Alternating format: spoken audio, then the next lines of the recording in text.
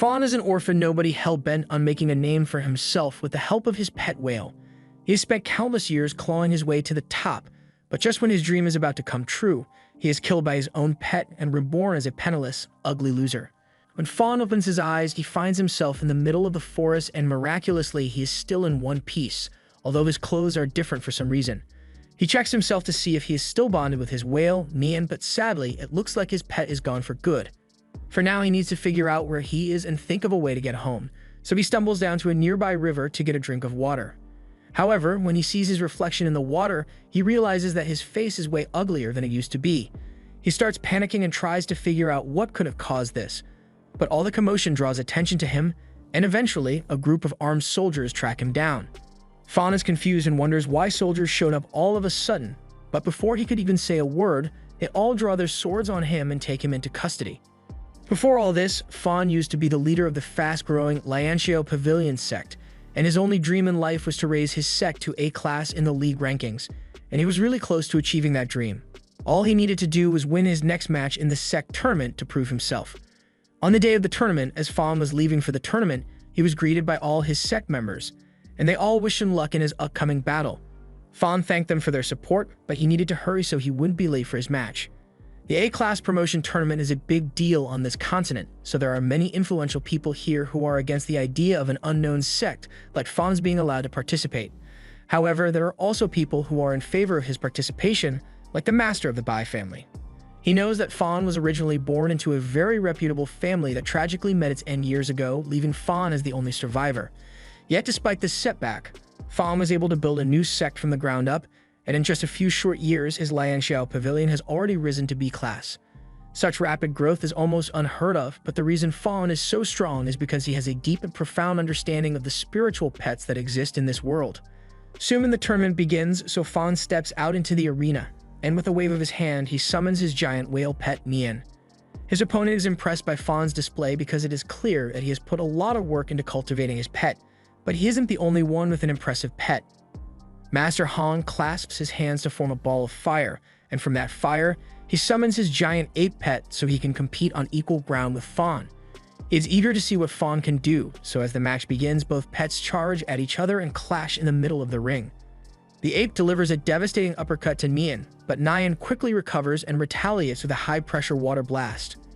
Fawn then instructs Nian to attack Hong directly, so Hong is forced to run and dodge until the ape grabs Nian by the mouth and starts swinging it around the stadium. The organizers really should have invested in a barrier or something because the wind from Nian's tail alone is causing a lot of trouble for the spectators, and when the ape throws the whale, it totally would have squished all those people if Fawn hadn't regained control in time. He then flies into the air with Nian and prepares to use one of his special moves, but Hong was expecting it, so as Nian water attacks, Hong and his ape are able to block and evade with ease. The ape then flies into the sky, and it must have filled its ultimate bar or something because it unlocks a new form and throws a fire fist straight at Fawn and Nian. Some of Fawn's supporters are starting to get worried because that giant fist looks pretty intimidating, but Fawn isn't worried. He came into this fight fully aware of how skilled Hong is, however he's still confident that he can win because he has a special trick up his sleeve. He performs a technique to ascend his whale to its second form, and as the fire fist approaches, Nian swallows a whole. The ape keeps attacking, but with Fawn's skill, Nian is able to swallow the energy of all the attacks until it finally spits it back at the ape. But just when it looked like Fawn was about to win, something strange began happening to Nian. Its body began to decay right before Fawn's eyes, and it suddenly started rampaging through the stadium. Fawn has no idea what's going on, but he can't let Nian hurt innocent people, so he tries to cancel his summon. But for some reason it isn't working, and as soon as Nian realizes that Fawn is trying to unsummon it, it turned towards around and swallowed Fawn whole. Back to the present, Fawn ended up getting locked away in a dungeon, but on his way here, he managed to gather some useful information. It has been a year since the incident at the sect tournament, so the whole world believes that Fawn lost his life to his own pet. And technically speaking, they are right. Fawn indeed died that day, but before the tournament, he received a forbidden scroll from a mysterious masked man. The man informed him that this is a reincarnation scroll, and if Fawn were to suffer a fatal injury while in possession of this scroll, then a year later, the scroll will transport his soul into the body of a healthy person who recently died. That means the previous owner of this body died in that forest, at which point Fawn's soul took over, but Fawn still has no idea who the original owner of this body was or what crime he committed to make him a wanted man. Fawn is also curious about the circumstances that led to his death because his whale had never disobeyed him before, so someone must have sabotaged him. Either way, he's going to need to get out of here if he wants to gather more information, so he tries summoning the spiritual pets of this body to see if they can help. However, all he gets is a poodle and a cactus. This isn't looking good for him, but he wants to remain optimistic, so he asks them to show him their special abilities. However, much to Fawn's disappointment, the only special move the poodle knows is how to piss on the floor. As for the cactus, it can create long vines which it can then use to restrain people, and thankfully this ability seems somewhat useful, but there's no way he can escape like this. A few moments later, Fawn hears a guard approaching, so he tells the pets to return to his body before they get caught. The guard opens the cell door and tells Fawn that Miss Bai wants to see him in her chambers, but as soon as the guard sets foot in the cell, he is revolted by the stench of the poodle piss on the ground. Fawn tries to cover it up and says he was the one who pissed on the floor, but considering the distance, the guard finds that hard to believe. However, it's not the guard's job to worry about where Fawn pisses, so he tells him to just hurry up because Bai is waiting for him. Along the way, Fawn tries asking the guard why this bad lady wants to see him because considering how he was arrested, he is worried that he might get tortured, but the guard doesn't answer any of his questions.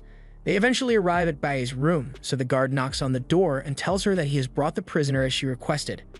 Bai is pleased, so she tells the guard to leave Fawn here and return to his duties, but while the guard wasn't paying attention, Fawn managed to untie his hands. Although his chances of escaping still aren't great, so he pretends that he is still restrained. He then walks into Bai's room and finds her waiting for him while she drinks a cup of tea. She calls him Liu Fengmeng, which is the name of the original owner of this body, and asks him if he knows why she chose to keep him alive. Fawn has no idea what Liu did to make someone like Bai mad, so he tries playing it safe and asks if she's going to give him a second chance to make up for his mistakes. However, the mistake in question is the fact that Liu grabbed Bai's melons in front of all the members of her sect. Fawn had nothing to do with that, but Bai doesn't know he reincarnated into Liu's body, and even if he told her, she probably wouldn't believe him anyway, so he tries apologizing to see if she will forgive him. However, Bai has no intention of forgiving him. She tells him that the only reason he isn't dead already is because she wants to make him suffer the same humiliation she felt, so she plans to make Fawn her slave and mess with him for the rest of his life. Fawn really doesn't like the sound of that, so he starts slowly backing away from Bai while trying to convince her that he would be a terrible slave. He eventually makes it to the door and he thinks he might actually be able to get away, but just as he is about to leave, Bai says she never gave him permission to go outside, so as punishment, she attacks him with her spiritual pet. Fawn manages to block the initial attack, but then Bai sends her snake out to attack him in its true form. Bai is disappointed that Fawn died so quickly because she thinks there's no way he could have survived, but it turns out that Fawn is still in one piece, and he has brought out his pets so he can fight back. Although the sight of such weak-looking pets makes her laugh, she can't believe Fawn really thinks a pet like that can stand up to her snake, so she intends to prove her superiority and orders the snake to attack. Fawn needs to do something too, so he orders the poodle Juan to charge forward. At first it looks like Juan is doomed to become snake food, but then Fawn takes control of Juan's movements and all of a sudden he's breaking ankles left and right. Bai can't believe that a poodle is actually outrunning her snake, but Fawn has even more tricks up his sleeve. The cactus is in position, so Fawn gives the order for it to catapult itself at Bai's snake, while Juan has it distracted. The cactus launches itself right into the side of the snake's head, and now both Juan and the cactus are running around and confusing the snake. Bai is amazed that Fawn is capable of controlling two pets at the same time with such skill, but she still has a plan in mind. She tells her snake to spin around really fast to knock Juan and the cactus away, and once the snake is free from the cactus's vines, it follows it through the air and eats it. Bai celebrates because she thinks she has won, but this was actually all part of Fawn's plan, so he takes control of the cactus, and from inside the snake's mouth, he ties the snake up. And for some reason, the snake is enjoying it. Now that the snake has been restrained, Fawn tells Juan to use his ultimate move, so Juan runs up the snake's body and pisses all over the snake and Bai. Bai can't believe Fawn just did that, and she is so enraged that she activates her snake's second phase just to get her revenge. All of a sudden, Bai's snake engulfs itself in fire to burn the vines, and the cactus is nearly scorched to death as a result. The snake then swats Juan away, and he's down for the count, so Fawn recalls both of them to make sure they don't die. And now that Fawn's pets are out of the way, Bai decides to target Fawn as well, so her snake lunges forward, knocking him into the water. Fawn is on the verge of drowning, and he's starting to worry that he might die here. But then he notices something swim past his face, and it gives him a good idea. Back on the surface, Bai is using some of the pond water to wash the dog piss off her shoes when suddenly Fawn pops out of the water.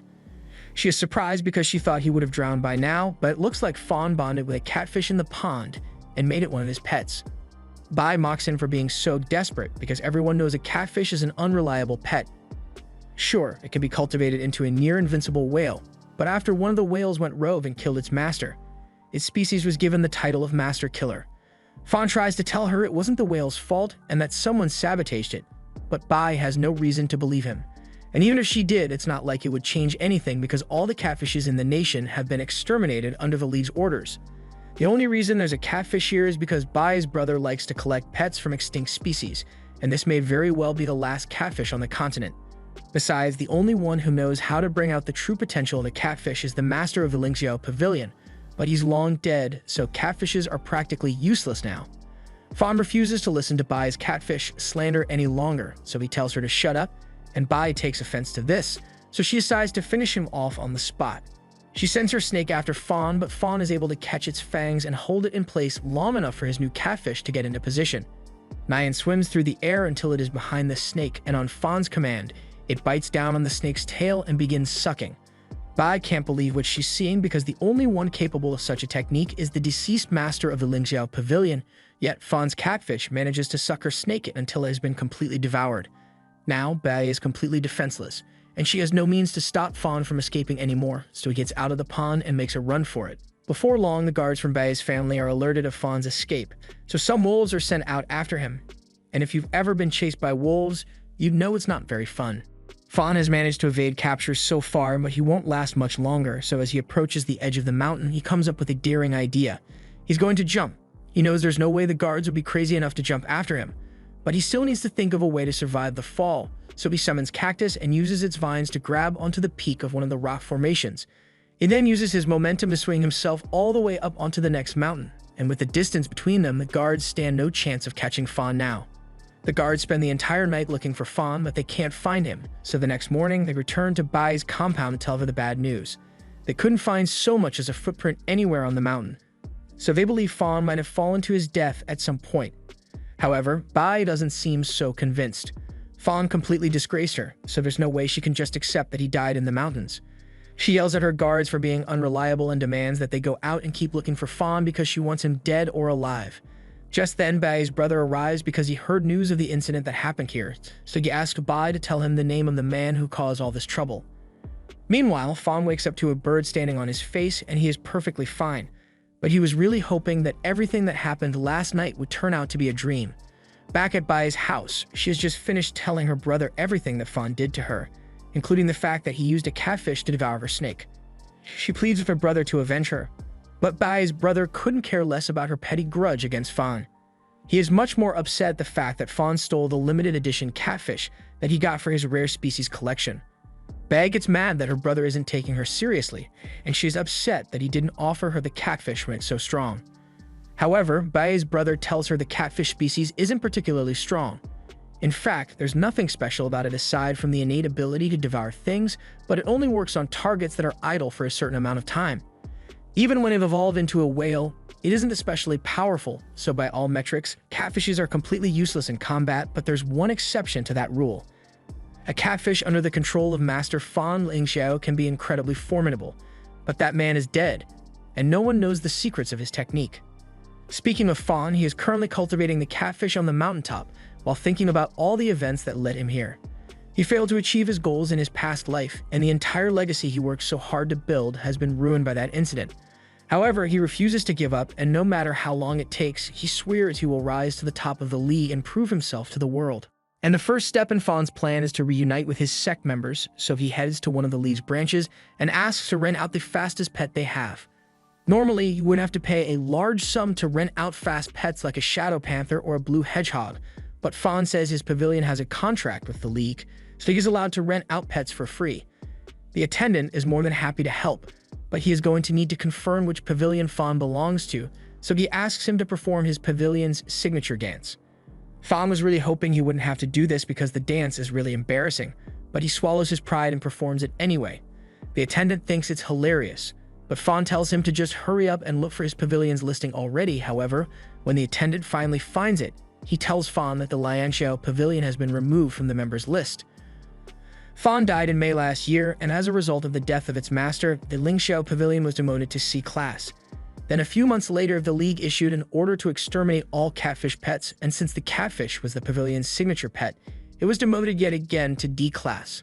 Finally, a few months after that, they were attacked and robbed by mass sects, and due to the heavy losses that the pavilion suffered, they were subsequently removed from the League registry. Fawn can't believe all that happened in the span of a single year, but if all this is true, then he needs to hurry back to the pavilion as fast as this pig can take him. But before that, he needs to stop at a pet service center so he can take care of Tuan and Cactus. Fawn arrives at the service center, and upon entering, he goes to talk to one of the receptionists at the front desk. She asks him how she can help, so Fawn explains that 2 of his pets were severely injured a while ago, so he would like to get them fixed up as soon as possible. The receptionist takes his pets and tells Fawn he can come back to pick them up later on, so Fawn decides to do a little more shopping. He goes to buy a defense scroll so he can train his pets, and luckily, he managed to arrive just in time to receive the final defense scroll that the shop had in stock. However, just before the clerk could hand it to Fawn, a man walks in with a tied-up girl and demands to buy the scroll instead. The clerk apologizes for the inconvenience, but Fawn was here first and store policy says it's first come, first served. The man doesn't like being told no, so he becomes belligerent and threatens to burn Fawn to a crisp if he doesn't get what he wants. This is really bad for Fawn since he doesn't have his pets with him to defend himself, but just before Xu could begin his attack, he recognizes the face of Liu, and he was apparently good friends with him before Fawn took over. He pulls up a chair and asks how Liu has been since it has been a few days since he last heard from him, but Fawn doesn't want to explain that Xu's friend is actually dead and he took over Liu's body, so he makes up a fake story and says he has been sleeping at home. He wants to end this conversation as soon as possible so he doesn't get himself into trouble, but all of a sudden, Stu asks Liu if something is wrong with him, because the Liu he knows would never pass up an opportunity to drink, so it's odd that he hasn't even attempted to down any liquor yet. Fawn tries to make up an excuse and claims that he just drank too much last night, so he doesn't feel like drinking anymore, but Sue refuses to take no for an answer. He says hanging out is no fun unless they both get drunk together, and in fact, he makes a bet with Fawn and says that if he can beat him in a drinking competition, then Sue will give Fawn whatever he wants. Fawn doesn't have much of a choice here, so he decides to go along with it and hesitantly takes a bowl of alcohol to drink. The reason he is so hesitant to drink any alcohol is because in his past life, whenever he drank even a single glass of alcohol, he would turn into a bumbling idiot and would constantly humiliate himself.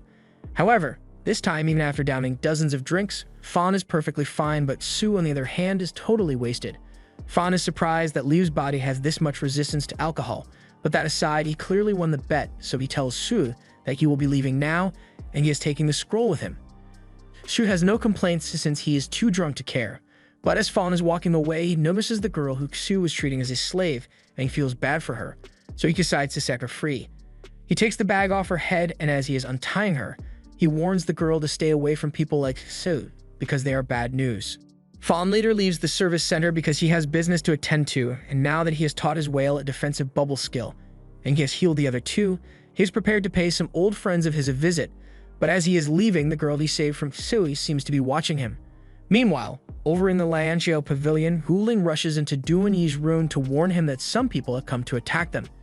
Duan takes the threat very seriously, so he runs outside and finds a gang of miscreants just standing there menacingly. The leader of the gang says that it would be a shame to waste such prime real estate like this on the likes of the pavilion, so from this day forth, he claims this land will belong to his Hard Rock gang. And if the pavilion members want to live, they had better pack up and leave before he loses his patience.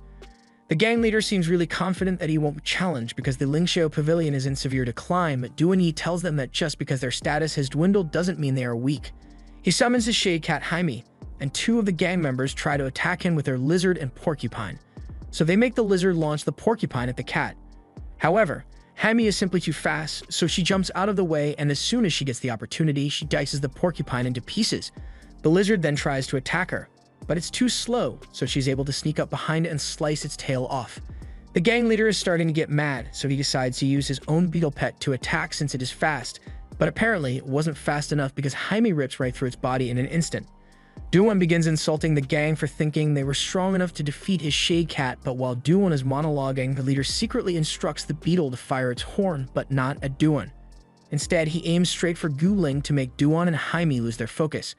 Jaime immediately rushes back to save Guling and destroys the horn, but in the process she lets her guard down, so the lizard is able to sneak up from behind and chomp down on Jaime's body.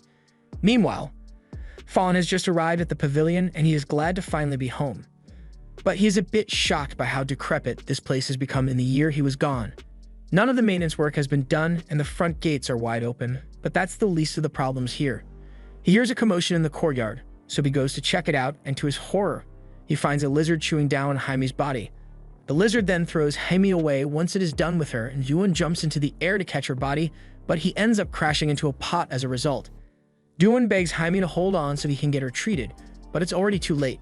She has lost so much blood that there's no chance of recovering, and a few moments later, Jaime dies in Duan's arms.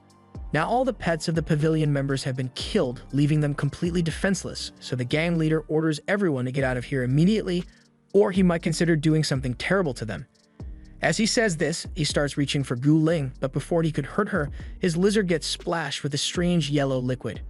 The gang leader looks up to see where the liquid came from, and he finds Juan standing on one of the rooftops, but he has no idea how a little pup managed to get here.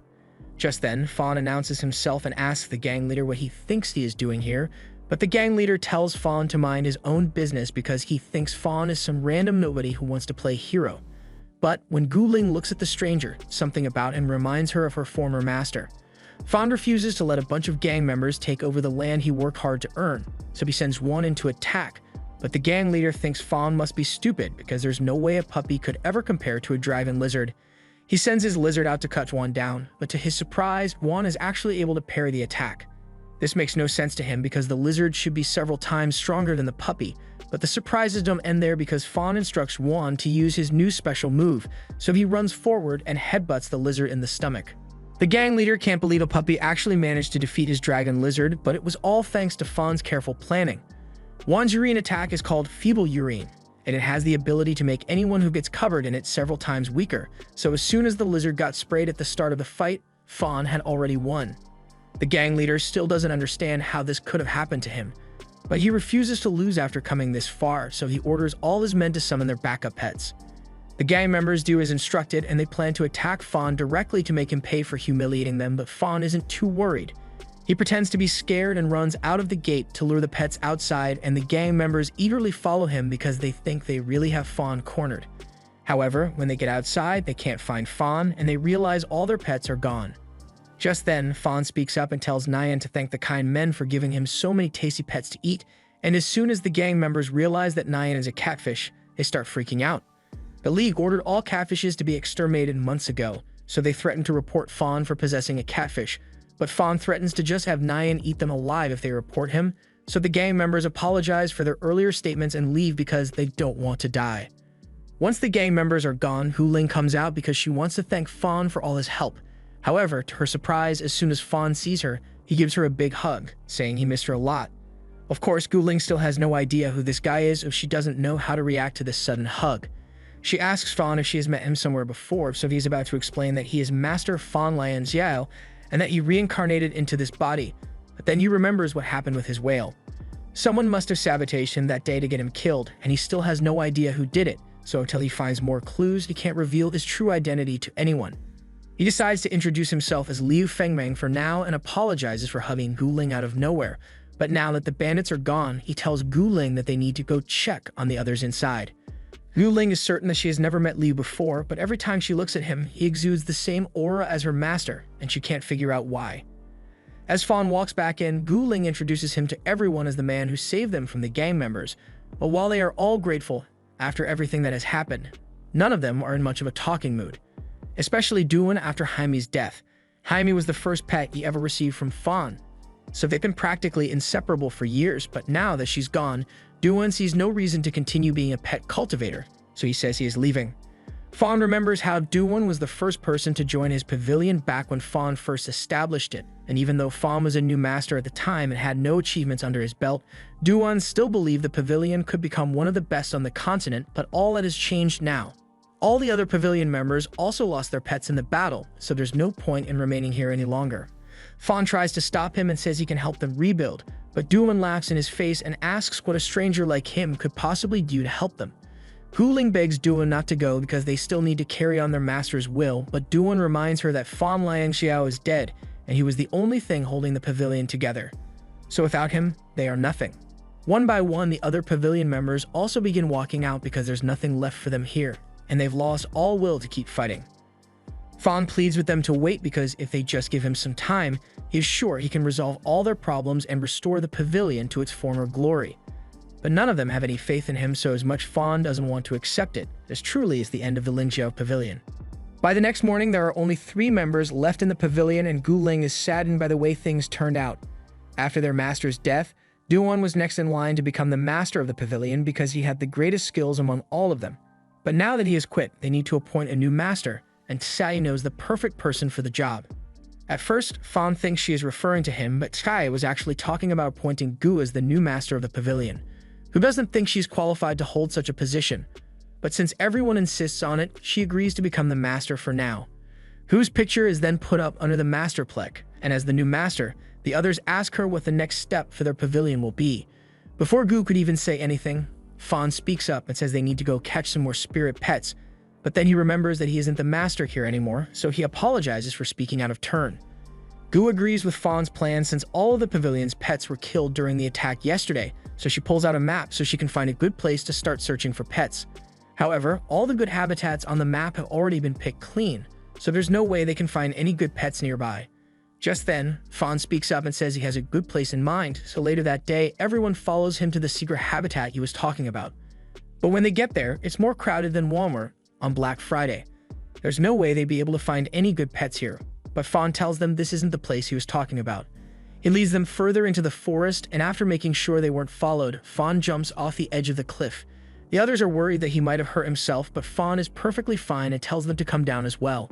He uses cactus to carefully lower everyone into the ravine, and there he shows them the entrance to his secret habitat. It is an underground cave, and since no one else should know about it yet, Fawn is confident that the Lord should still be here. Tessa gets confused when Fawn mentions a Lord, so he explains that Lord is the title given to some pets depending on their innate strength. For example, if a cat and a tiger were both level 3, then the tiger would still be stronger than the cat. Most of the pets around here are soldier class, so they are rather timid, but Lord class pets are very aggressive, so he warns everyone to be careful if they encounter one. Just then, Yui spots a flaming pet in the distance, so she asks Fawn what class it is. After taking one look, Fawn can tell that it is a 3-tailed firefox, but for a firefox to have 3 tails, it would need to be in the second phase of soul bonding, which means this fox has a master and its master must be nearby. Fawn immediately warns everyone to be careful because there's someone else in this cave, but before any of them can respond, Fawn gets attacked from behind.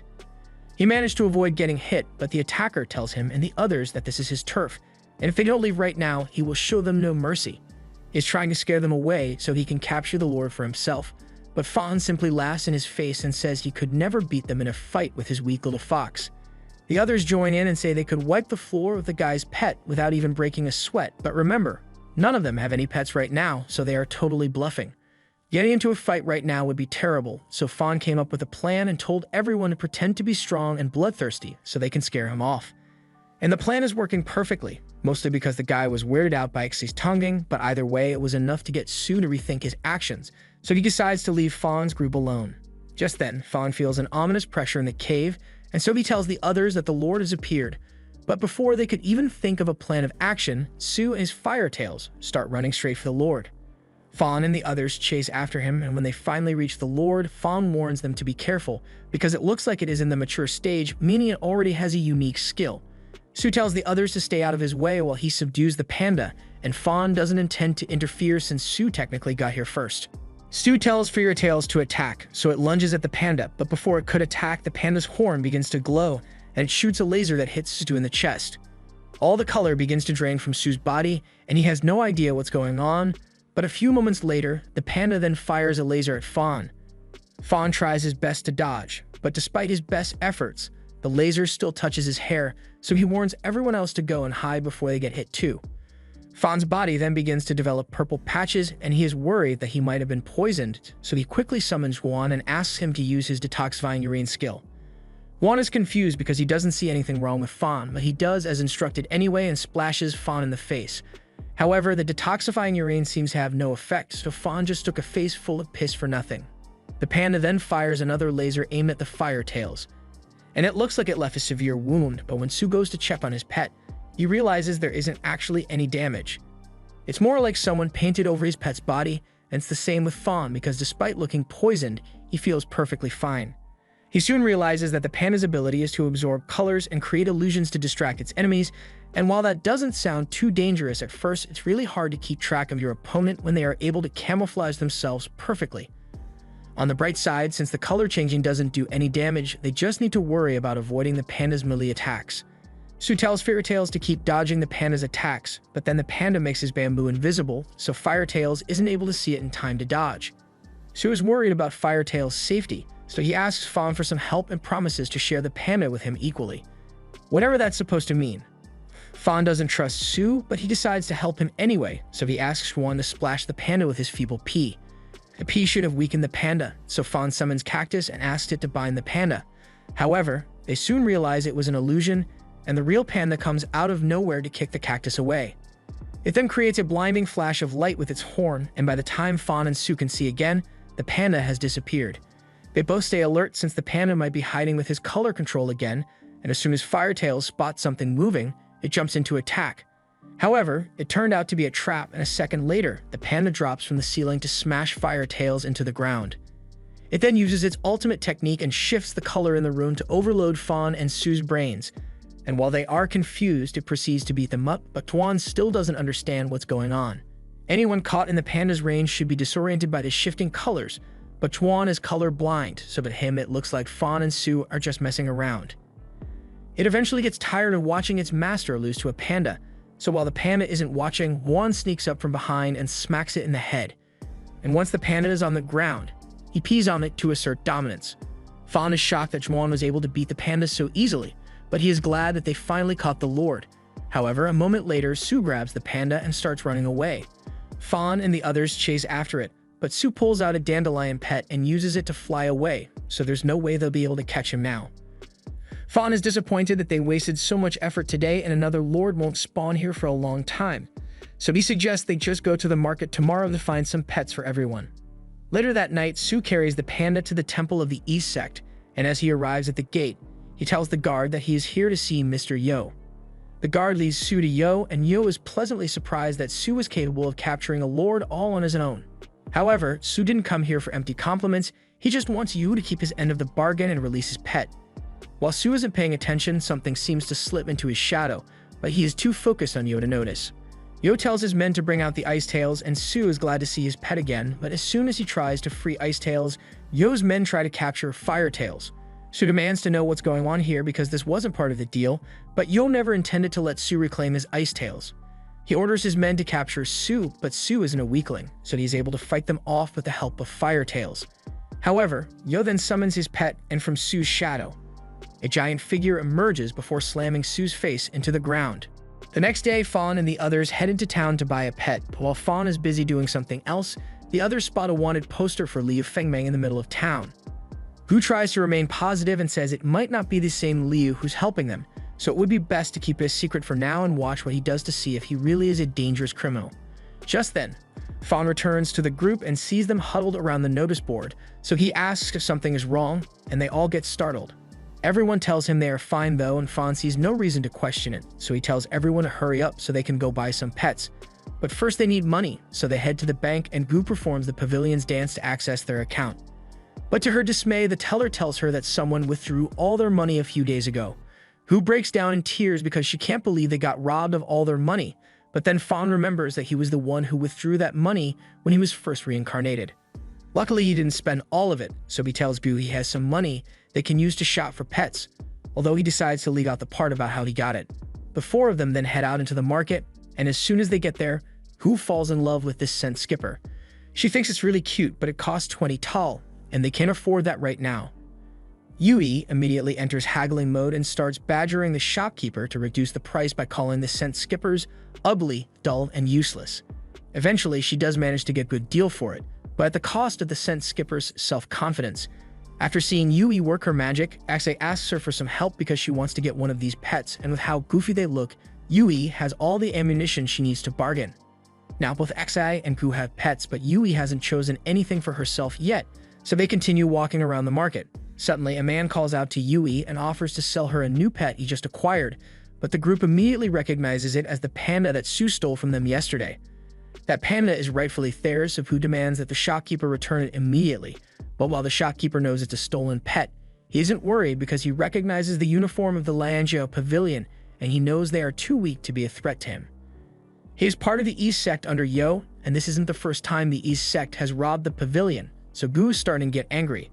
But the shopkeeper tells her she can't attack him because it's against the League's rules to use pets in public. That may be true, but the rules don't say anything about using a pet that doesn't have a master yet, so Xai approaches the panda and gives it an idea. After a few moments, she gets the shopkeeper's attention and tells him that the panda managed to escape while he was arguing with Gu, and the keeper starts panicking because Yo would kill him if he found out he lost the panda lord. He opens the cage to try to go after it, but when he tries crawling into the hole, he realizes it was all an illusion and the panda is still inside the cage. And as you can imagine, it is not happy. The shopkeeper gets knocked out in one punch, but the panda is still dangerous, so Fawn is worried it might hurt someone. However, Yui tells him he doesn't need to worry.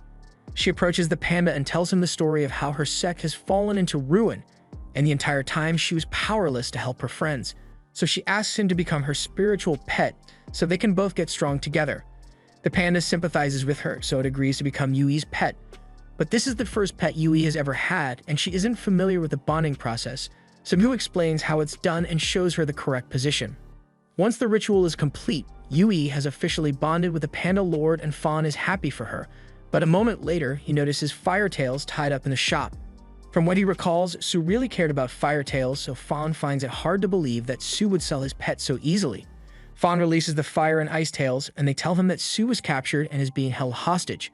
Kexi asks Fawn if they should try to save him, but the East Sect is a lot stronger than they are, and their leader is as strong as a spirit general, so they are severely outmatched.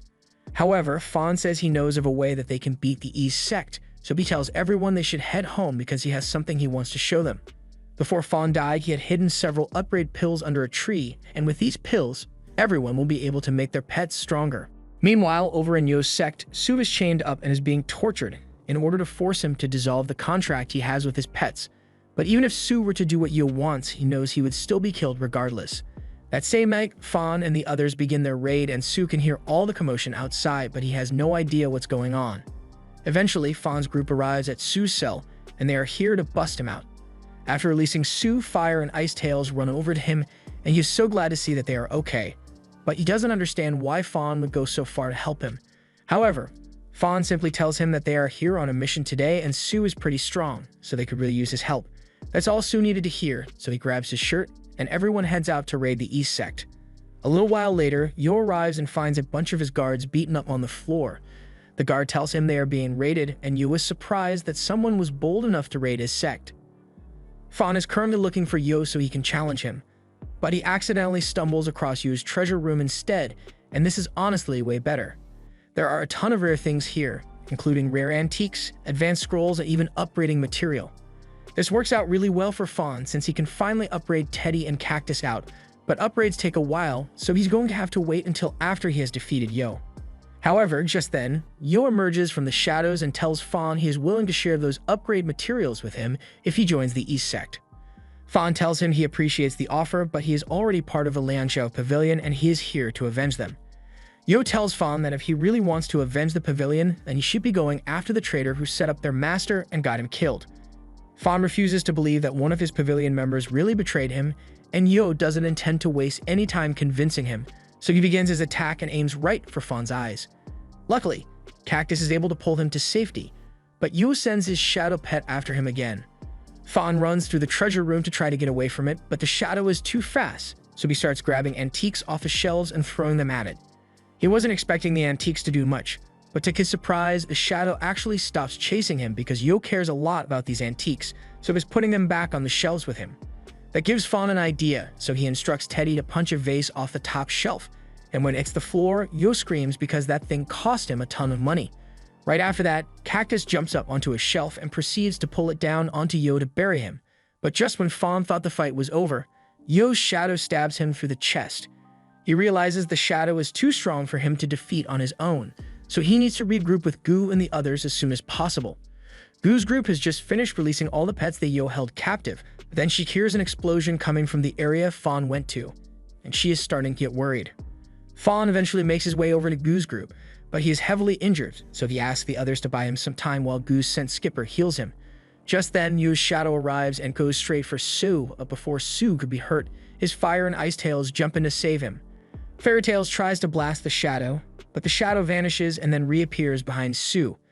It is about to knock Sue out, but Ice Tails shoots the shadow before its punch could land. The shadow then slinks away, so Fawn tells Yui to use her panda's light skill to weaken the shadow. It seems to work since the shadow is forced to back off and the scent skipper has finished healing Fawn, so he can finally rejoin the fight. However, his pets are still in the middle of the upgrade, so Fawn won't be able to use them for a while. The rest of the pets coordinate their attacks, and while Fire and Ice Tails restrain the shadow, Kite prepares to use Thornback as a kinetic bomb. However, Yo refuses to let his shadow be defeated so easily, as he awakens its second phase and covers the shadow in bone armor. The buff makes the shadow strong enough to break free from the twin tails, and it is easily able to knock out all the pets nearby. Now, everyone except Guling has been defeated, and since she is the master of the pavilion now, Yo is going to enjoy crushing her. The shadow raises its hand to attack, but just before it could slash Gu, it is stopped by Fawn's catfish. Fawn's pet upgrades are finally done, so Nyan has gotten a lot bigger and is more versatile in combat. Yo can't believe that he is really looking at catfish because they were all exterminated months ago, and Gu is just as surprised as Yo is because the only person she knows who can wield a catfish like this is her master. Fawn manages to push Yo's shadow back, so Yo switches tactics and decides to use ranged attacks.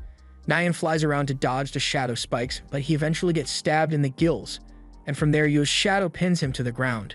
This would normally be really bad for Nyan, but luckily, Fawn bought a bubble defense scroll a while ago, so he's able to push the shadow away, and at the same time, Fawn instructs Cactus to restrain the shadow, so vines emerge from the ground to hold him down. And now that the shadow is stuck in one place, Nyan can work his magic. He bites down on the shadow's head and begins sucking, but Yo knows what happens next, and he absolutely refuses to let Shadow get devoured. He tells Shadow to escape at any cost, so Shadow digs his claws into Nyan's sides, but Nyan keeps sucking like his life depends on it. Shadow tries anchoring itself to the ground, but Fawn already planned for this, so he tells Nyan to drag Shadow into the sky. Now Shadow has nothing to grab onto, so he is helplessly sucked into Nyan's belly. Shadow's physical form has been destroyed, but as long as his core remains, Yo will be able to resummon him, so they need to destroy it quickly. Sue sends Fire Tails after the core, but before it could be destroyed, Yo uses what's left of Shadow to punch Fire Tails away. The core is damaged in the process, but is still in one piece, so Fawn and Nyan start running over to smash it. However, before they could do that, two shadowy hands emerge and pin them to the ground. Fawn has no strength left in him, and if Yo manages to resummon Shadow, then all they are doomed because everyone has been knocked out.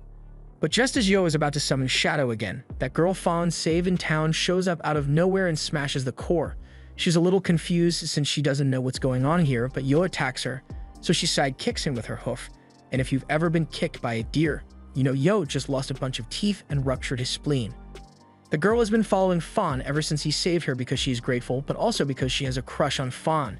However, she is too shy to admit that, so she covers her face and runs into the forest, leaving Fawn very confused. A little while later, everyone wakes up, so they begin gathering all of Yo's treasure, but Sue gets a little greedy and demands 70% of the profit for himself. Luckily, after Fawn upgraded Teddy, he unlocked a new ability, Amnesia Piss, so Fawn sprays Sue with it, and he suddenly forgets what he was talking about.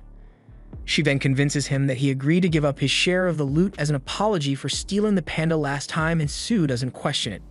Now that that's been settled, Fawn tells everyone to go pick out any suitable pets from Yo's collection.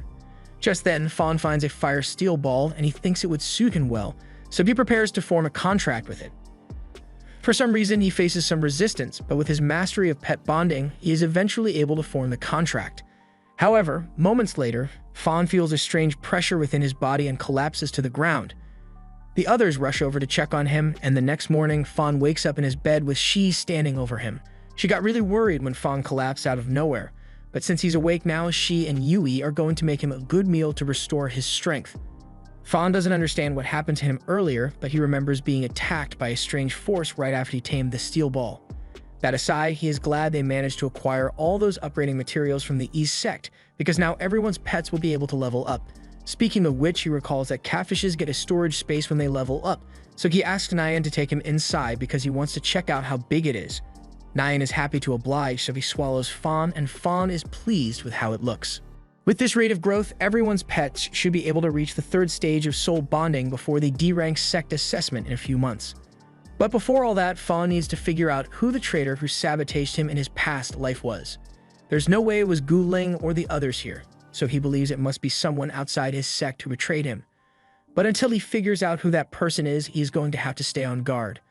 Just then, Fawn recalls that he used Nyan in front of Gu, so he should probably go talk to her about it.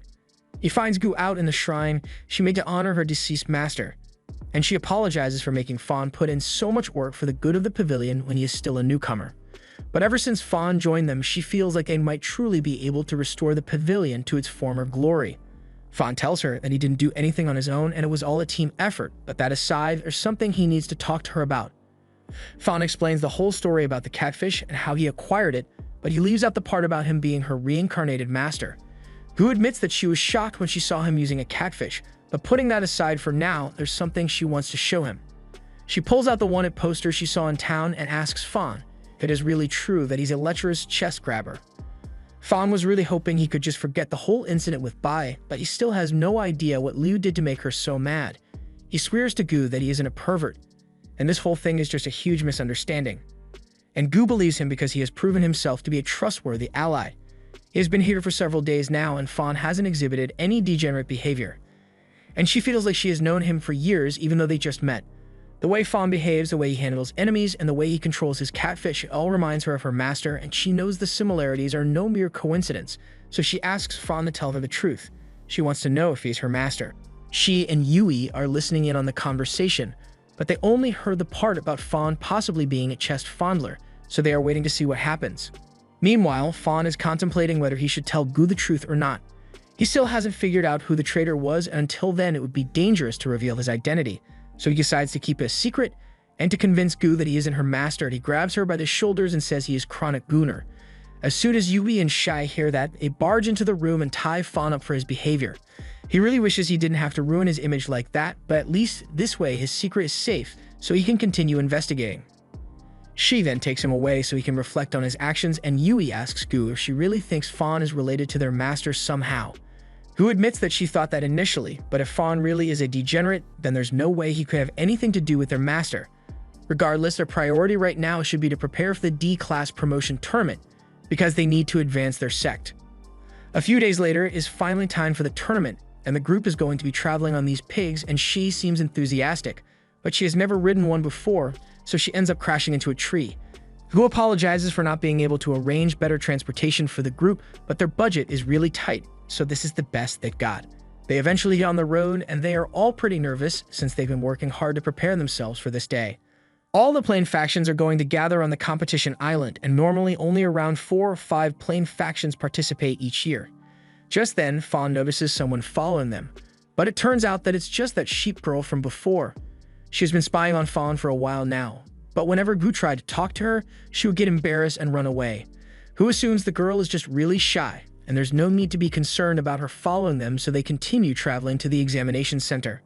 Once they arrive at the center, they are surprised to see so many people gathered here. As they walk up to the registration desk, all the other participants begin insulting them, and it's really starting to get on Xi's nerves, but Gu tells her to just ignore them. They eventually make it to the registration desk, and Gu is pleasantly surprised to find out that the examiner is an old friend of hers, Master Li. Li is just as happy to see her, and Gu walks up to register. But before that, she asks why there are so many participants this year. Li tells her it's because of the pavilion, but Gu doesn't understand what he's talking about, so Li explains that after the Lianzhou pavilion's decline, a lot of its resources were stolen by the various unknown factions of criminals. And thanks to the materials they stole, they were able to qualify for the promotion exam. The criminals shamelessly mock the pavilion for being such an easy target, but Li tells everyone to shut up. He then addresses Gu, and as much as he hates to say this, there are only 8 spots on the roster, so if Gu wants the pavilion to participate in the tournament, then they are going to have to fight with the other factions to decide who gets to qualify. All the factions there begin laughing at the pavilion because they believe its members are too insignificant to put up a decent fight, especially with a weakling like Gu as their master. However, Fawn gets in front of her and asks if she remembers the names of the factions they robbed the pavilion. Gu tells him it was the Hongfu, Guangshao, Shengnan, and Yayang were responsible, so Fawn calls them out. Fawn remembers the Hongfu faction and its leader in particular, Wang Fuge, A couple of years ago, the Hongfu faction got robbed, so Wang came to Fan begging for assistance. If it weren't for Fan's kindness towards Wang, the Hongfu faction wouldn't exist today, but Wang couldn't care less. Running a faction is a cruel business, and hair replacement surgery isn't going to pay for itself, so he's got to do what he's got to do. And as soon as he saw an opportunity to rob the pavilion, he did so with no remorse. Fan is disappointed that Wang would stoop so low, but hearing him talk about it so shamelessly makes it a lot easier for Fan to take his revenge. Fan summons Teddy, and all the opposing factions are shocked because Teddy is level 8. They had thought the pavilion wouldn't have any strong pets left. Wang encourages his men to stay focused because a single dog can't beat all 3 of them. However, a moment later, all their pets get grabbed by an uprated cactus's vines, and Teddy seizes the opportunity to run up and pee on Wang. And with Teddy's new level, he unlocked Poison Pea, so Wang doesn't have long before it takes effect. He starts calling over to the other criminal factions to help him take Fan down. But to his dismay, he finds out that all the pavilion members have leveled up their pets and were able to easily defeat the other factions. Fan then grabs Wang by the shirt and demands that he, along with all the other factions that robbed the pavilion, must return everything they stole with 200% interest. The other factions' leaders are so scared that they immediately agree to pay the pavilion, and Wang says he is even willing to become Fan's hype man just so Fan will undo the poison. Fan is starting to feel bad because Wang looks even uglier with purple duck lips, so he throws him to the ground and tells Teddy to spray him with some detoxifying pee. Lee is truly impressed by the strength of the pavilion, and since those 4 problematic factions have dropped out of the tournament, the pavilion has secured its spot on the roster. The factions that will proceed from this center will be the Lianxiao Pavilion, Wanwu Gate, and Beimu Study. Just then, Shai realizes that Su is here, and she is shocked that he's a member of the Beimu Study. Even Fan thought Su was a factionless trainer, but Su proudly states that it's perfectly natural for someone as strong as him to join a faction. But he is a bit surprised by how much Fan and the others have improved since the last time he saw them. He acknowledges that they are strong, so he asks if they would be willing to form an alliance with his faction. As soon as he says this, the leader of the Wangu faction recognizes an opportunity to make strong allies, so he offers an alliance as well. However, Su rejects him because he thinks the Wangu faction is too weak. This gets the Wangu leader mad, and Fan chooses to stay out of it because he would rather not make enemies before the tournament even begins. Just then, the master of the Beimu study tells Su to shut up, and Su immediately stops trash-talking because he doesn't want to upset her. Fan is intrigued by the fact that the master of the Beimu faction is an old lady, but she seems pretty powerful, so he can't afford to underestimate her. The participants are all informed that they need to head to the tournament island soon, so they should get on their respective catfins, and a second later, a catfins lands in front of the pavilion members. Yuri is freaking out because she has never had to ride a pet as big as this before, but the others don't seem to have much trouble with it. After arriving on the island, they are greeted by another examiner named Lu, and she is surprised to see that the pavilion is here. Lei explains that they will be participating in this year's tournament, and that Gu has become the new master of the pavilion, so Lu rushes over to tell Gu that she's a huge fan of the pavilion.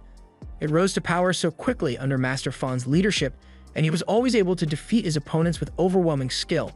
But it's a shame that the pavilion declined after his death. Gu tells Lu that they are here to restore the pavilion to its former glory, and Lu is glad to hear that, so she wishes Gu and the others good luck. The leader of the Wangu faction doesn't think it's fair that the examiners already like the pavilion so much, but it would be best for him to get on the pavilion's good side since they seem strong.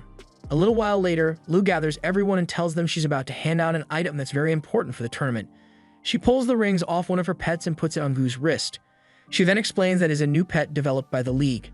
It's called a consonance, and when a player wears a bracelet from the consonance's head, it is able to collect real-time data, allowing the examiners to keep track of each player. She informs everyone that there are 3 rules in this tournament. You must wear your bracelet at all times, you can't fall in the water, or you're disqualified, and it is forbidden to attack anyone who has surrendered. Breaking any of the rules will result in immediate disqualification. And now that everyone is clear on that, it is time for them to be taken to their starting locations. The test will be beginning soon, so Lu is going to have to leave the island. But before she goes, she tells Gu that she sincerely hopes the pavilion can make a comeback. Meanwhile, the Bai family is heading for the examination center, and once they arrive, Bai Tanshu greets Lord Li. Tanshu is a supervisor of the competition, so he apologizes for being late. He also brought his little sister, Bai Liansu, with him because she said she wants to observe. Liansu heard someone mention the Lianxiao Pavilion earlier, and she recalls that they used to be a B-class faction. But it's pitiful that they are now starting over from scratch. Lu doesn't trust the Bais because rumor has it that Master Fan's death was caused by someone related to them. However, Tanshu tells her that the rumors are not true. He is sure that his family would never do something as vile as to assassinate a master, and Lu begins apologizing profusely for saying such a thing about the Bai family. Tanshu tells her he doesn't mind since he understands where the rumors came from. At the time of the incident, both the Bai and Lianqiao factions were B-class, so it makes sense that people would think they were competing with each other. But Tanshu was lucky enough to get to face Master Fan in a duel before he died, and even though they were the same age, he was so strong that Tanshu stood no chance. He has nothing but respect for that man, so what happened to him was truly a shame. That aside, the competition is about to begin, so Li asks Tanshu to come outside to announce the beginning of the tournament. The island begins to transform, revealing a vast arena, and all the consonances are activated to keep track of the participants. A chunky consonance on top of the mountain then spits out a bunch of glowing orbs, and they are scattered all across the island. Li explains that there are 500 orbs in total, and participants will earn points for each one they collect. Once 300 have been collected, the next phase of the tournament will begin, but she is a little surprised that all they need to do is collect the orbs because it seems a little too easy. But when Gu placed one next to her ring, it is absorbed and a point is added to their total, so maybe it really is that easy.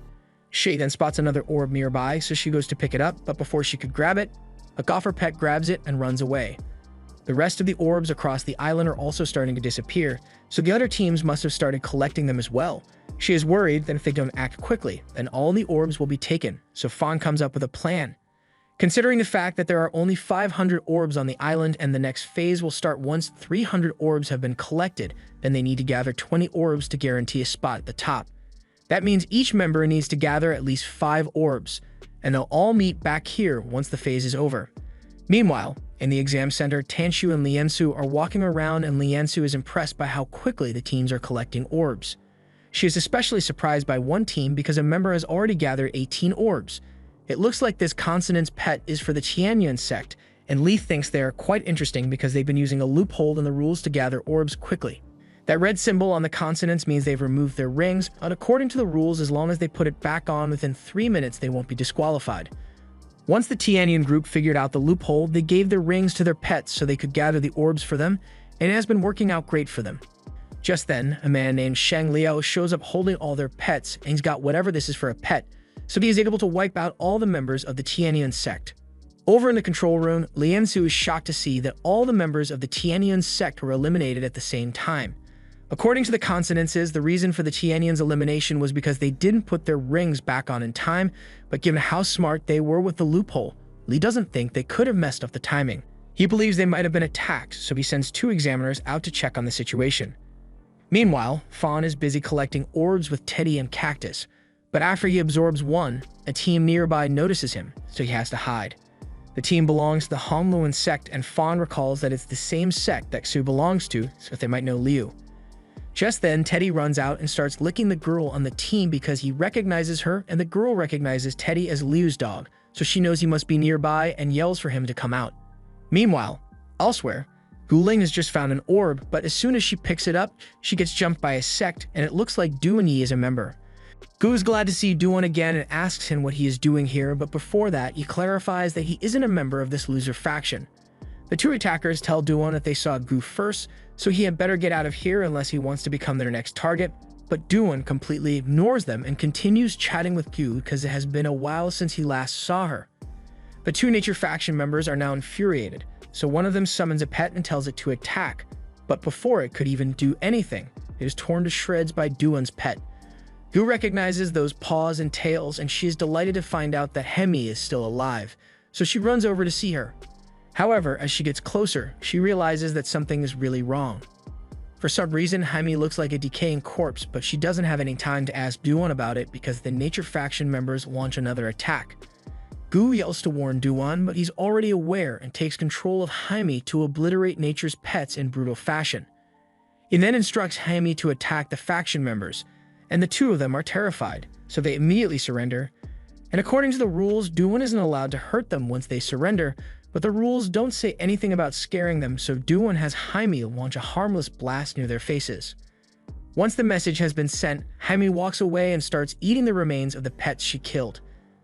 Gu asks Duan what happened to Hemi, but Duan tells her it's pretty obvious. Taming was revived thanks to the power of the Rakshas faction that Duan joined. He also tells Gu that there's no need for her to continue to struggle as part of the pavilion because he can get her a spot as a member of the Rakshas faction alongside him. But instead, Gu asks Duan to come back to the pavilion because thanks to their new member, they have a good chance of returning to their former glory. Duan scoffs at the idea, but Gu tells him she is serious. In fact, after a single month of training with Liu, everyone at the pavilion was able to level up their pets to the soul-building stage. But Duan doesn't think it's all that impressive. He says Liu is just a cunning outsider, and there's no way they could rejuvenate the pavilion with a few random pets. Gu admits that it will be difficult, but if Duan were to come back, she's sure they could make it work. However, Duan never wants to be associated with the pavilion again. He's not going to fight Gu in this tournament out of courtesy for everything they've been through together, but from this moment on, he thinks of her as nothing more than a stranger. Elsewhere on the battlefield, Shai and Thorn have just found their fourth orb, and Shai is really excited, but he is also upset because even though Thorn is in the 6th soul-building stage, he's still got that goofy look on his face. If it doesn't change soon, then people won't take him seriously when he becomes rich and powerful. While Shai was busy contemplating whether he should get a new pet to replace Thorn, Thorn went out to go grab the orb. Shai tries to stop him at first because there could be something nearby waiting to ambush them, but a few seconds pass and no one shows up, so Shai thinks it's safe. But as soon as he's about to absorb the orb, a boy comes out of nowhere and demands that he hand it over. Shai does a quick height check and determines that the boy must be a lot younger than him, so he wonders how he got here. He asks him if he's an examiner's little brother or something, but Nishin informs him that he is the master of the super cool Invincible Temple faction. Shai finds it hard to take him seriously when his faction has such a childish name, so he figures he must just be a weak kid who's calling himself the faction leader. He absorbs the orb right in front of Nishin and tells him there's nothing he can do about it. But a second later, Nishin's body starts glowing and Shai realizes he might have messed up. The energy from Nishin's summoned pet can be seen all across the island, and before long, an Emperor-class dragon descends from the sky. It is so spectacular that it even garners the governor's attention, so he pulls Nishin's file and finds out that he's a part of the 8th region. He asks the 8th region representatives if they know who he is, and after thinking about it, they realize it must be Nishin Lone. They signed the participation form for him, but they thought he was just joking because the name he chose for his faction sounded ridiculous. And besides, it's really hard for a child to cultivate, so his spiritual pet pool shouldn't be large enough to contain an emperor pet. However, Tanshu tells them there's a way to make it happen. It is a procedure called spiritual pet accompany, and if a trainer is talented enough, then when he is little, a pet embryo is implanted into his spiritual pool directly. This creates an unbreakable bond between the pet and trainer, so the pet's strength isn't limited to the size of the trainer's spiritual pool. Liansu had no idea something like that was even possible, so she asks why she didn't get a pet accompany when she was little, but Tanshu reiterates that the trainer needs to be very talented for the procedure to succeed, and Liansu is mid at best. Besides, conditions for a successful pet accompany are very strict and strenuous, so it is very rare for it to actually succeed. But what puzzles Tanshu the most about this is the fact that Nishin was able to achieve a pet accompany without being part of a prominent faction. He is certain that Nishin must be a very interesting boy, and right now, Shai has to face him in battle. Shai immediately recognizes Nishin's pet as a spiritual pet accompany, and seeing it brings back traumatic memories from his childhood. His family tried to perform the procedure on him when he was little, but Shai didn't have the talent to complete it successfully, so he had to suffer through countless excruciating failures. He was called a waste over and over by people who saw him as nothing more than a host, and even Shai's father turned his back on him because of it. Now Shai is faced with the embodiment of everything he failed to become, and it is incredibly frustrating, but he vows to prove that he can still become great without a pet accompany, and he will do it by defeating Nishin. Nishin accepts the challenge and sends his dragon after Shai, so Shai grabs Thorn and tries to jump out of the way. Meanwhile, in the control room, Liansu asks her brother if there's even a point to this competition, since it's obvious that an emperor pet would outclass every other pet on the island. But Tanshu tells her it's not that simple. There is one major fault with the pet accompany, and that's the fact that pet's growth is closely tied to its master's cultivation. And generally, children are high-level cultivators, so Nishin most likely hasn't mastered proper control over his dragon yet. Back to the fight. It looks like Tanshu was right because Nishin's attack completely missed Shai, and the dragon ended up crashing into the ground. Nishin gets annoyed and starts yelling at Scale for messing up such a straightforward attack, but Scale starts yelling back at him because Nishan's instructions were more confusing than rocket science. The two then start going back and forth over whose fault this is, completely forgetting that they are supposed to be fighting Shai. Shai decides to seize the opportunity to launch a surprise attack, so he has Thorn enchant a rock, and after throwing it in the air, he launches several rock shards at Nishan. Nishan and Scale instantly stop arguing, and Scale fires a blast to destroy the spikes before they hit Nishan. But in the process, he also accidentally hits the island, and the lion turtle is not happy about that. Shai uses the momentary distraction to sneak up behind Nishan, and he's about to land a punch on him, but Nishan has a trick up his sleeve. He asks Scale to give him 5 points of strength, and his eyes suddenly begin glowing. Nishan's strength suddenly rises dramatically, so he is able to blow Shai away. But Shai doesn't understand how a trainer could possibly have so much strength. Nishan is proud of himself because this is one of the special abilities of an Emperor pet that he recently unlocked, and it boosts him so much that he is now stronger than Thorn, so nothing he does will hurt Nishan anymore. Shai tries to punch Nishan while he's gloating about his strength, but Nishan easily grabs his hand and punches Shai away.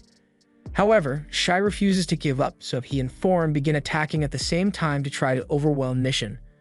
But no matter how many times he tries, Nishan is simply too strong for him to defeat. Eventually, Nishan starts wondering why Shai refuses to give up because it's clear he can't win, but Shai was just buying time because he realized the technique Nishan is using must have a time limit, and as soon as Nishan runs out of energy, Shai launches an attack with Thorn. Unfortunately, there's no limit on how many times Nishan can reactivate the techniques, so as soon as he spots Thorn heading his way, he asks Scale to give him 10 more points of strength, and this raises his power so much that he is able to knock Thorn out in one punch. However, he's not done yet. He doesn't want to give Thorn a chance to recover, so he hits him with a hammer fist and then goes to land a killing blow on Shai. But a man suddenly yells for Nishan to stop, so Nishan pulls his punch back an inch away from Shai's face, and from the force behind it, Shai definitely would have died if it connected. Nishan whines to his dad that it's not fair to interrupt his fight out of nowhere, but his dad points out that Nishan was totally about to murder that poor boy. Plus, summoning Scale came with a whole intro animation, so Nishan has most likely drawn the attention of everyone on the island by now. Nishan tries to defend himself and says Shai was being really annoying, so Nishan's dad goes up to Shai and attempts to resolve this peacefully. He tells Shai that he must have realized the difference in their strength by now, so he should understand that there's no way he can win. He promises to let Shai live if he surrenders right now, but Shai knows the man doesn't really want to kill anyone, so he says he would rather die than surrender. Nishan begins laughing at his dad because Shai just called his bluff and his dad doesn't know what to do at this point, so he decides to just leave Shai alone so he and Nishan can go gather more orbs. He asks Nishan how many orbs he has managed to gather so far, and Nishan proudly shows him that he has gotten one. Nishan's dad begins raising his hand, and when Shai sees this, years of trauma from his dad beating him come flooding back, so he thinks Nishan's dad is about to hit him for only having one orb. However, Nishan's dad is actually a good father, so instead he congratulates Nishan for managing to get an orb, and Nishan seems really happy. Seeing this makes Shai really sad and jealous because not only did Nishan possess the power he failed to acquire when he was a kid, but he also has a loving father, so Shai is taking a lot of L's today. Thorn can see that he's upset, so he tries cheering him up, and Shai realizes there's no point in wallowing in self-pity, so he gets up and tells Nishan that he will become strong enough to beat him one day. And Nishan promises to give him a rematch whenever he wants. This was the end of episode 6. Subscribe to not miss the next part.